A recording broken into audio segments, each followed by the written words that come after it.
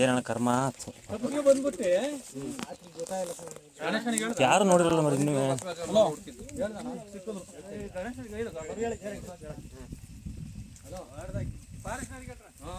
ಫಾರೆಸ್ಟರ್ಲ್ಲ strike ಮಾಡ್ರಪ್ಪ, ದೊಡ್ಡ strike ಆಗ್ಬೇಕು ಅಂದ್ರೆ ಇದು ಭರ್ಜರಿ ಸ್ಟ್ರೈಕ್ ಆಗ್ಬೇಕು. ಸೋಳ ಮಕ್ಕಳು ಮೆಟ್ಟ ನೋಡಿ ಗೌರ್ಮೆಂಟ್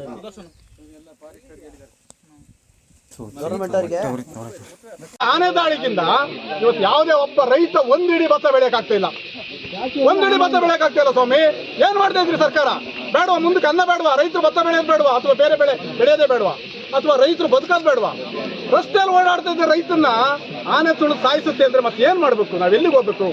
ಅದರಿಂದ ನಾನು ಹೇಳುದು, ದಯಮಾಡಿ ಇಲ್ಲಿ ನೀವಂತೂ ಪರಿಹಾರ, ಶಾಶ್ವತ ಪರಿಹಾರ ಕೊಡೋದಿಲ್ಲ. ಈ ಸರ್ಕಾರ ಇರೋ ತನಕ ಶಾಶ್ವತ ಪರಿಹಾರ ಮಾಡೋದೇ ಇಲ್ಲ ಅಂತಕ್ಕಂಥದ್ದು ನಮ್ಗಳ ಮನಸ್ಸಿಗೆ ಬಂದೋಗಿದೆ.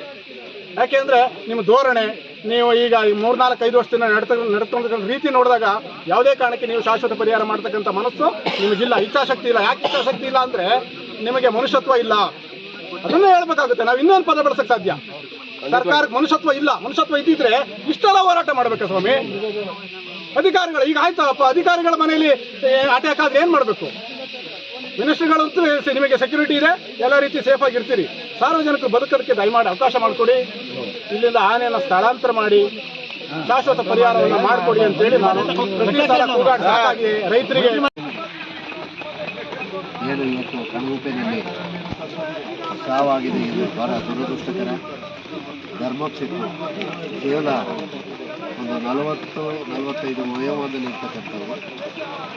ಇವತ್ತಿಗೆ 3 ದಿನ ಹಿಂದೆ ಆಗಿರ್ತಕ್ಕಂಥ ಸಾವು. ಇವತ್ತು ಹುಡುಕಾಟ ನಡೆಸಿದ ಮೇಲೆ, ಕಂಪ್ಲೇಂಟನ್ನು ಮಾಡಿದ ಮೇಲೆ ಈ ಒಂದು ತೋಟದಲ್ಲಿ ಹುಲ್ಲು ಫಳ ಬೆಳ್ಕೊಂಡಿರ್ತಕ್ಕಂಥ ಜಾಗದಲ್ಲಿ ಅವರ ಶವ ಪತ್ತೆ ಆಗಿದೆ. ತುಂಬ ನೋವಿನ ಸಂಗತಿ.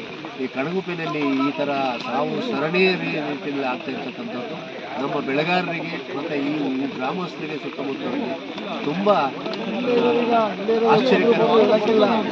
ಇದಕ್ಕೆ ಯಾರು ಹೇಳೋರು ಕೇಳೋರಿಲ್ಲ ಅನ್ನೋ ನಿಟ್ಟಿನಲ್ಲಿ ಸರ್ಕಾರವೂ ಕೂಡ ಸರಿಯಾದ ರೀತಿಯಲ್ಲಿ ಸ್ಪಂದಿಸ್ತಾ ಇಲ್ಲ. ಇದು 4ನೇ ಸಾವು ಆಗಿರ್ತಕ್ಕಂಥದ್ದು ಈ 3-4 ತಿಂಗಳ ಅವಧಿಗೆ. ಮೊದಲು ಏಪ್ರಿಲ್ ತಿಂಗಳಿನಲ್ಲಿ ಫೆಬ್ರವರಿ 2025ರಲ್ಲಿ ದೇವಮ್ಮ ಕಣಗುಪ್ಪೆ ಅಂತಕ್ಕಂಥ ಕಣಗುಪ್ಪೆ ಇವರು ಸಾವನ್ನಪ್ಪಿದ್ದಾರೆ. ರಾಜ್ ಶೆಟ್ರು ಅದೇ ಏಪ್ರಿಲ್ ಅಥವಾ ಮೇ ಮೊದಲ ವಾರದಲ್ಲಿ ಸಾವನ್ನಪ್ಪಿರ್ತಕ್ಕಂಥದ್ದು. ಹಾಗೆ ಈಗ 10 ದಿನದ ಹಿಂದೆ ಸಿದ್ ಶೆಟ್ರು ಈ ಒಂದು ಆನೆಯ ದಾಳಿಗೆ ತುತ್ತಾಗಿ ಸ್ವಲ್ಪದರಲ್ಲೇ ಪಾರಾಗಿರ್ತಕ್ಕಂಥದ್ದು. ಅವರಿಗೆ ತುಂಬ ಒಂದು ಶೋಚನೀಯ ಸ್ಥಿತಿನಲ್ಲಿ ಅವರು ಇರ್ತಕ್ಕಂಥದ್ದು ಇವತ್ತು. ಹೀಗಾಗಿ ಏನಾಗ್ತಾ ಇದೆ ಅಂತ ಹೇಳಿದ್ರೆ, ಈ ಬೆಳೆಗಾರರು ನಾವು ನಮ್ಮ ಜೀವ ಇರ್ತಕ್ಕಂಥದ್ದು ಕಾಫಿ ತೋಟದಲ್ಲಿ, ನಮ್ಮ ಬದುಕಿರ್ತಕ್ಕಂಥದ್ದು ಕಾಫಿ ತೋಟದಲ್ಲಿ, ನಾವೆಲ್ಲರೂ ಅದನ್ನೇ ವೃತ್ತಿಯಾಗಿ ಮಾಡಿಕೊಂಡು ಇವತ್ತು ಬದುಕ್ತಾ ಇದ್ದೀವಿ. ತೀರಾ ದೊಡ್ಡ ಪ್ಲಾಂಟ್ರು ಅಲ್ಲ, ಏನು ಸಾಮಾನ್ಯ ಒಬ್ಬ ಬೆಳೆಗಾರರು ಬೇಲೂರಿಗೆ ಹೋಗಿ ಪಾಪ ಬರ್ತಾ ಇರ್ತಕ್ಕಂಥದ್ರಲ್ಲಿ ಬಹುಶಃ ಓಡಿಸ್ಕೊಂಡು ಬಂದು ಈ ಜಾಗಕ್ಕೆ ತಂದಿರ್ತಕ್ಕಂಥದ್ದು. ಸರ್ಕಾರ ನಿರ್ಲಕ್ಷ್ಯ ತೋರದೆ ಏನು 20 ಲಕ್ಷ ಕೊಟ್ಟು ಕೈ ತೊಳ್ಕೊಳ್ತಾ ಇದ್ದೀರಿ, 1 ಕೋಟಿ ಏನಾದರೂ ಕೂಡ ಇದಕ್ಕೆ ಪರಿಹಾರವಾಗಿ ಕೊಡಬೇಕು ಅಂತ ನಾನು ಬೆಳೆಗಾರ ಸಂಘದಲ್ಲಿ ಒತ್ತಾಯಿಸ್ತಾ ಇದ್ದೀನಿ.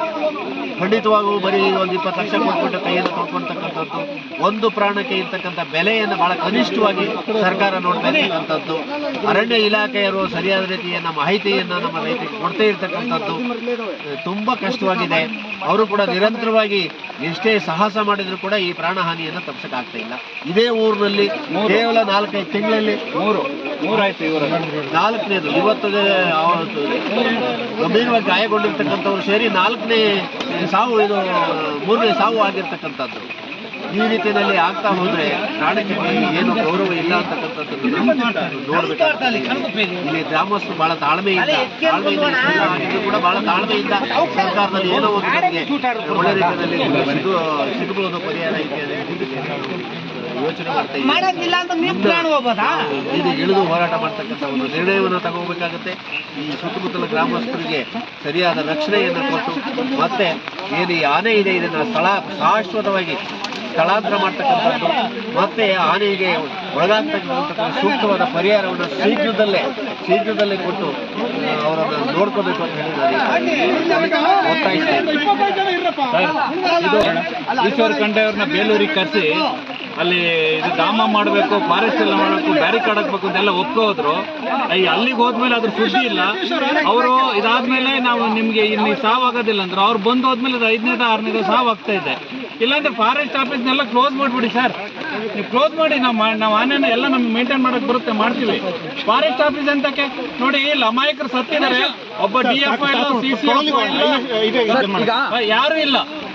ಏನಕ್ಕೆ ಅಲ್ಲಿ ಬರಕ್ಕೆ ಹೇಳಿದ್ದಾರೆ.